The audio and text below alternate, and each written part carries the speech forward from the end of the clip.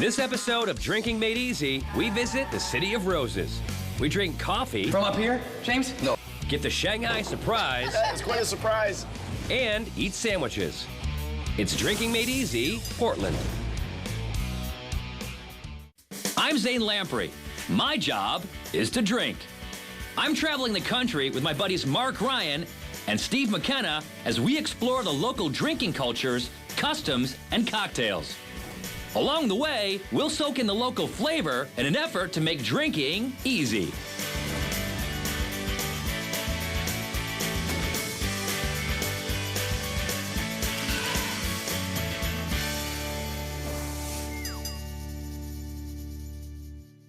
Portland is a great place to get a cup of coffee, and nothing makes coffee better than a few shots of booze at Huber's, the oldest bar in the city. You guys were open during Prohibition. Oh, yeah. Correct? Well, what year did you guys open as a restaurant? Well, we opened in 1879. Okay. And in 1879, Huber's was primarily a saloon. Okay. If you purchased a drink at Huber's in 1879, you would get a free turkey sandwich and a little ramekin of coleslaw. And so your great Uncle Jim didn't start off owning the place, right? Oh, no. He wasn't the Huber. No, he came over as a very poor Chinese person. There's been several floods in Portland, right? Back in the 1800s and maybe the early 1900s, downtown Portland would get flooded if there was a heavy snowfall that year. Okay. Back in those days, people didn't let a little flood hold them back. Yeah. There's a story of Great Uncle Jim serving steamer clams and turkey sandwiches out of a rowboat during one of the floods. He'd be standing in a rowboat behind the bar, and then customers would go in on the other side. So people would go into the bar in the water? Exactly. So they'd be standing at the bar Right. in water? Right. And the bar was open? Oh, absolutely. So awesome. Your signature drink here is It is our Spanish coffee, a Spanish coffee. a flaming drink done tableside. Can you teach me how to make it? Huber's Spanish coffee is made with Bacardi 151, triple sec, Kahlua, coffee, and fresh whipped cream. Okay. This? They get a lime, Okay. and then just rim the glass. Okay. There you go, perfect. And then dip it in the sugar. Ah, perfect. So the first ingredient is this guy. Right. Bacardi And- 151. And we use approximately 3/4 of an ounce to an ounce. You should fill it up to maybe right about there. Is this drink gonna kick my ass? It could kick your ass. Hey, That's good. At that point, we light. I can do it one-handed. Oh, beautiful. Okay, we want to tilt the drink a little bit. There you go, perfect. Okay, we've got it lit. And we flame the drink to heat the glass. Does it ever caramelize the sugar? break the glass? Oh, yeah. Oh, We crack a few glasses. oh yeah, sure. So are you ready for the long distance pour? Over your head? No. Now I pour it, and then I go up high? Yes. Whoa. Sir, I don't know. Oh, okay. Okay, add the coffee. From up here, James? No, no. Okay, now the whipping cream. Okay. There you go. That's good. Okay. And I then- have an idea that this is not what it's supposed to look like. Exactly. Okay. Then there's the nutmeg. There you go. Go ahead, give it a taste. This is like 3 shots. That's a very strong coffee drink. Like, Burn your lips. like a gentleman.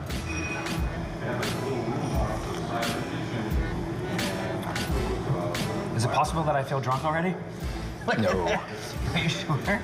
To get an idea of how it's really done, James stepped in to give the proper presentation. Oh, you do that one fancy too. Here, that's okay. Little dash there, and then the match. That was cool. You're doing very good. Oh, thank you. Slightly better than me up to this point. You're just being too humble, Zane. Now for the Kahlua. Okay, here we go. Okay.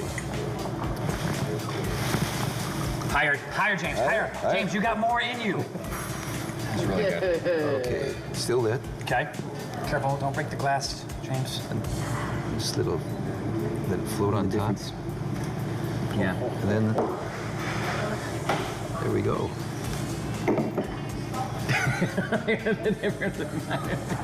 You have a little bit more class than I do. Oh, no, I wouldn't say that, but I have a little more practice. Yes. Have you seen the show? Yes, that's my favorite show. I tune in every night. After coffee, it was time for school. McMinimans takes abandoned buildings and turns them into bars and restaurants. This one just happens to be an abandoned elementary school. We have a school, we have a old pork farm out in Troutdale. Okay. That's a bar? Yep. A crematorium.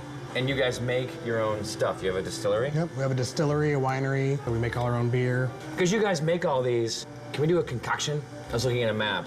There's an island. Savi's Island? Savi's Island. Mm-hmm. So what if we make a Savi's Island iced tea instead of, so it's like you get it? Let's do it. The McMiniman's iced tea is made with gin, whiskey, brandy, coffee liqueur, cola, and fresh lemon juice. Whoa. It's a perfect fit. You'd be one of the bad kids in this school. Is a Savi's Island iced tea. It's amazing. Is it good? Is it? Yeah. I'm gonna make you guys one.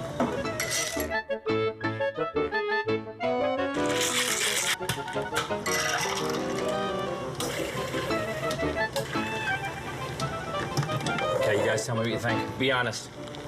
It's good. It's pretty good. I'm making the boiler room my laboratory. I have another idea of a drink. What do you got? Okay, here's what I was thinking. A pint glass with half apple cider. I have a real light raspberry beer, which might go good with that. There we go, all right. And then we drop in the pear brandy as a bomb. Old school plastic cups. I think we should do them in those. That feels very school-like. Yeah. I'll start with the hard cider, and then half ruby. Ooh. Is that good? Yeah. Okay. He dropped the bomb on you. That is. All right, now so just the pear? Let's do the pear. These are big rams. Pear brandy, Oregon pears, I think we should just call this. elementary school dropout. Wow. Did you do that all that up just there? came, that just- You did it all up there? It was the Savi's Island. What's the Savi's Island? All right, so this is an elementary school dropout. Cheers. 1, 2, 3, pour.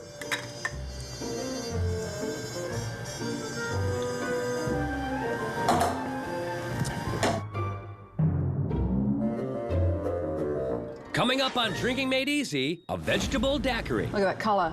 That's sexy.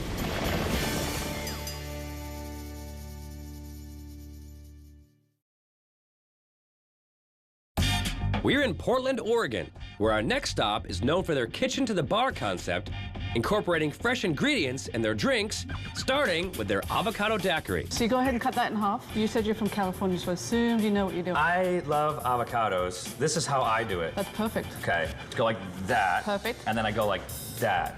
You could do it that way, but we do it with more finesse. The avocado daiquiri is made with fresh avocado, light rum, dark rum, fresh lemon lime juice, simple syrup, and cream. You're gonna do 4 count of each.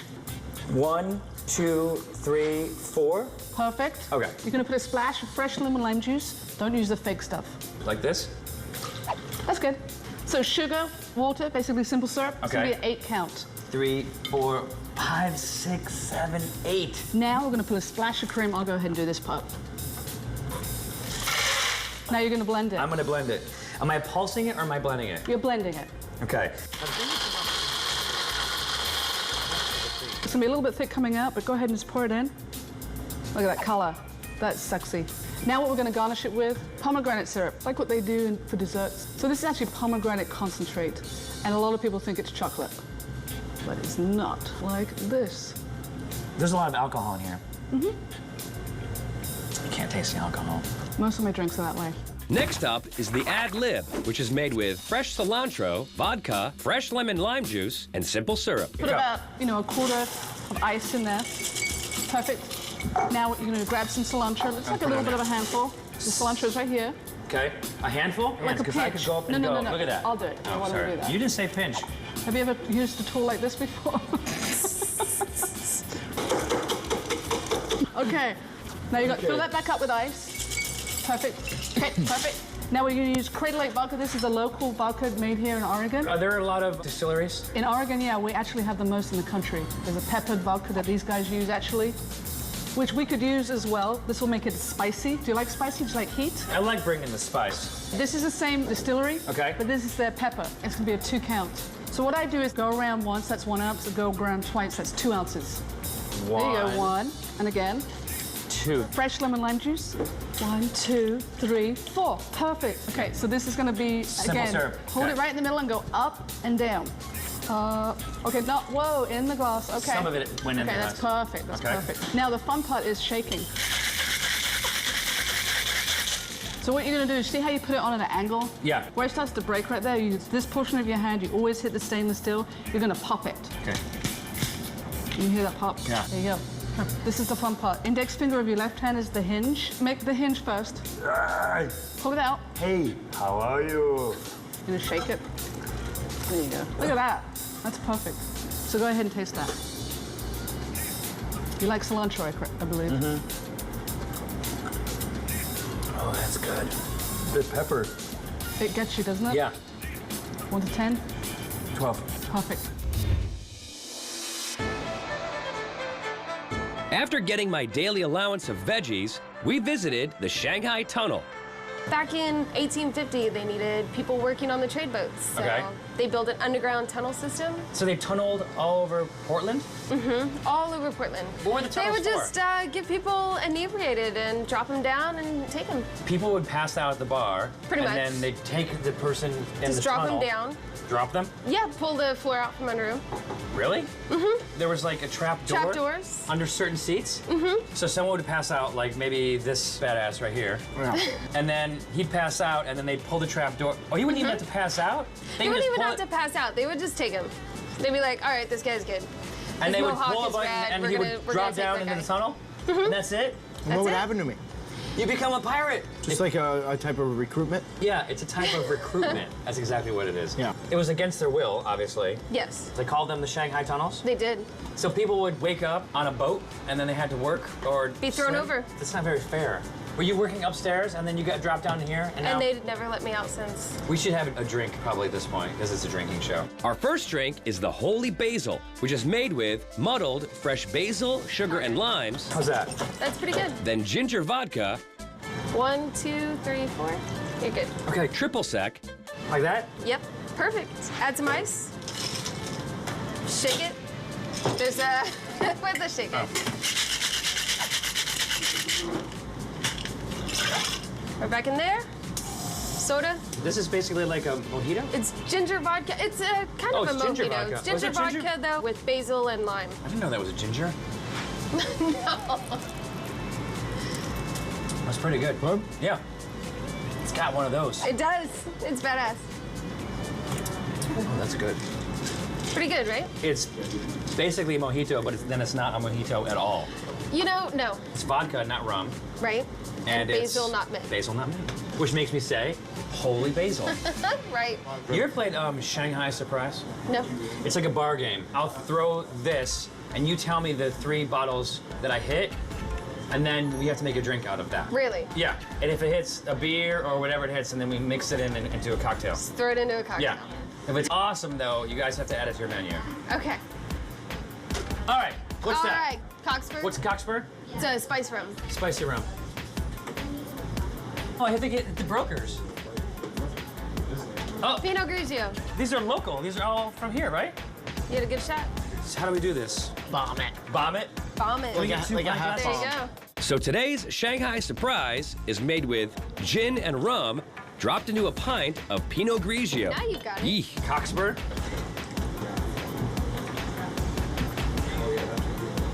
This is what the cards dealt with That's us. what Shanghai Surprise is. Yeah. All right. Exactly. Ready? 1, 2, 3.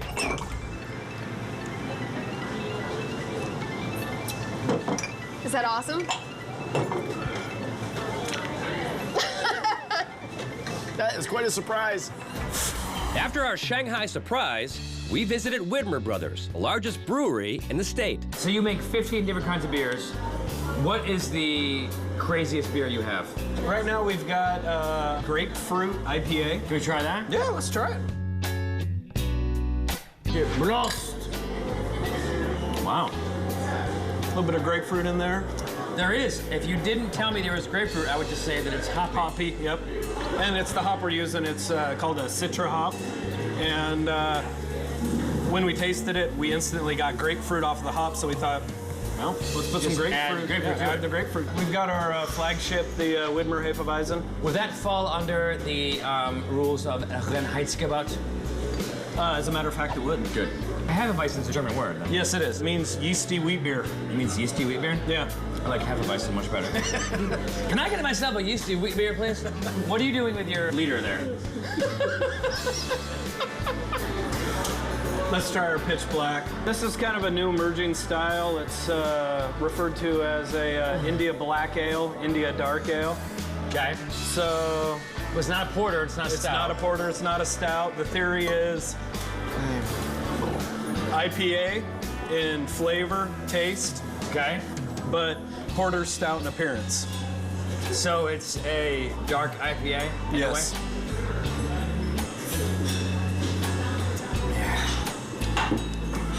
So, Oh, I like that. Yeah, I yeah, like it too. a little complexity going on in there. IPA in flavor, but with just a little bit of that. What's that? I'm sorry, it's extra what? What's that? If we had to try one more beer, Ben, what would it be? For our summer seasonal, a sorbet of beers. Is it an ale? It's an ale. But it's 4.3%? Yep. Okay.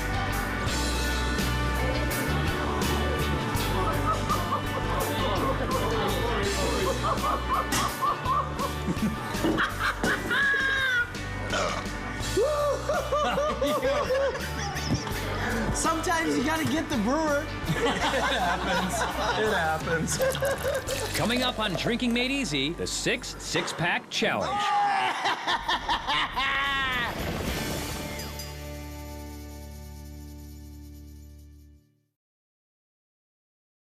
We're in Portland, Oregon, where Mark is visiting Sake One Brewery. I didn't hear you come in.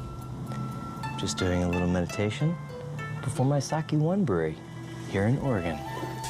So what you guys are doing here in this room is very traditional sake making process. We are the only American-operated sake brewery that you'll find in the world.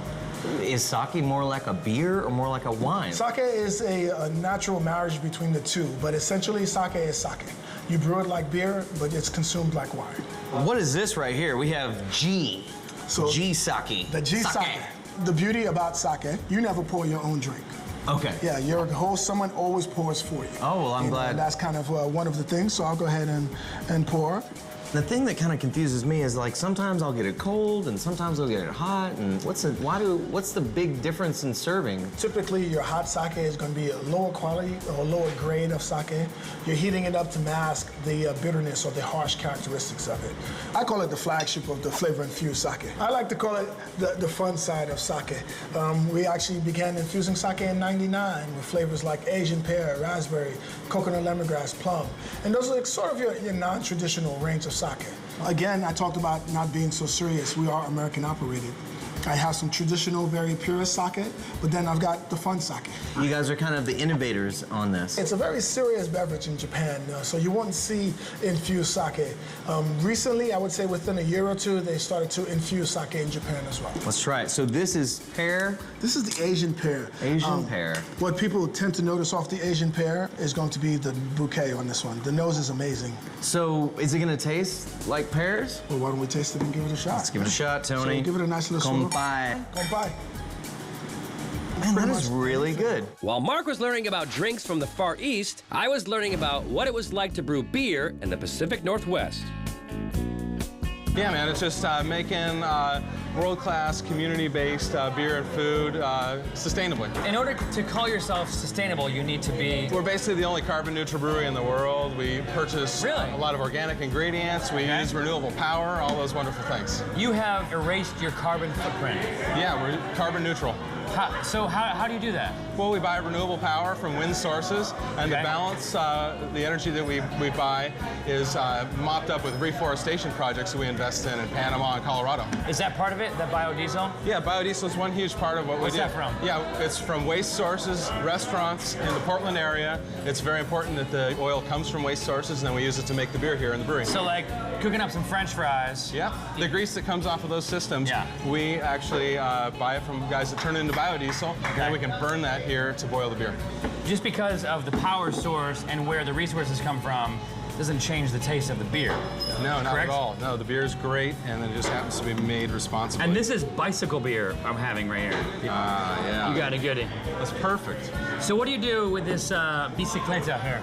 So we take this around to different events in the area. Do you ride it to the events, or do you trailer it? Inside of 10 miles, we'll ride it. The rear rack holds 3 large pizzas. We got MP3 sound system fired off of the solar panel here. Charges the battery and allows us to rock with 3 speakers, and it holds 2 half-barrel kegs as well.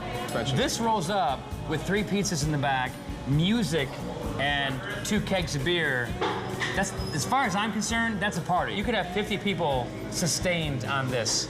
That's bio-sustainable green beer consumption. What are people playing around here? What is this game? Playing wash shoes. This is our 3rd annual intergalactic wash shoe tournament. Who would you pick between me and Steve in a game of wash shoe? I don't know. I think you're a ringer, man. I'm good at wash shoes. That's all I'm saying. We're at Hopworks Urban Brewery, and we're gonna play a game of wash shoes with these washers. Wash shoe. Wash shoe. It's time for the six-pack challenge. So here's the deal. In every episode of Drinking Made Easy, Steve and I will face off in a six-pack challenge. We'll bet 6 six-packs on the outcome, and Mark will bet on who he thinks will win. Whoever wins the challenge gets 6 six-packs of beer.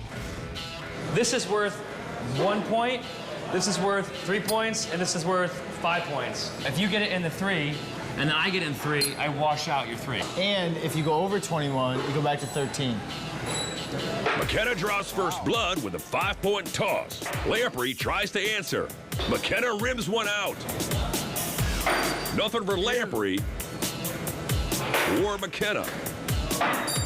And Lamprey slides one in the 5-hole. Does that mean the 5 is wiped out, or is it a new one? Okay, 0. Round 2, and not much is happening. A miss for Lamprey, and a miss for McKenna. And McKenna gets his 5 back. That's a 5er.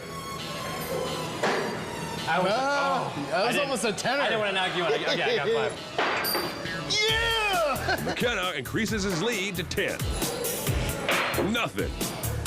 Nada. 10 zippers. Lamprey gets on the board with 5. Round 3, and 3 more points for Lamprey. That's gotta hurt. Ooh. Lamprey takes the lead with a 5-pointer. Nothing for McKenna. And a 3-banger for Lamprey. 16-10? Yeah. Lamprey is on fire with a 5er. And you get to finish your turn. So you can undo me. This is it? Yeah. McKenna has 1 chance to take away Lamprey's points. Here comes the toss. And it rims out.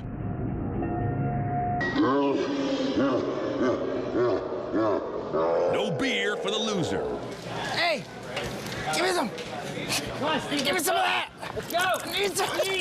Just east of Portland is the very picturesque Multnomah Fall, which will serve as the backdrop for today's eating challenge. A sandwich which includes the state nut, the state berry on local bread. All right, so we're gonna have the state nut, which is the hazelnut, and the state berry, which is the Marionberry, in sandwiches that I made on the ride up here.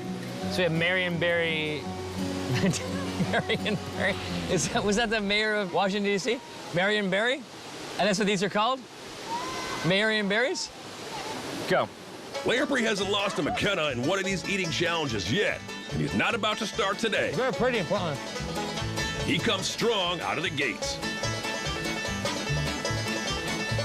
McKenna can all but watch as Lamprey gets further ahead. Look at my face. When I was a kid, I never eat crust. Why are you an adult? I eat the crust. From the book of Steve McKenna, when it looks like you're about to lose, the smart thing is to start making excuses.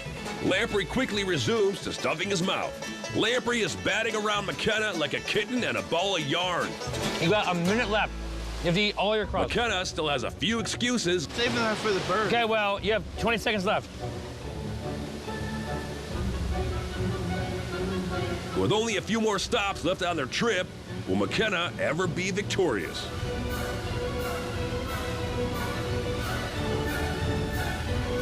McKenna shovels the crust into his mouth and puts sandwiches on the board. McKenna's actually making a good run, but a day late and a few sandwiches short.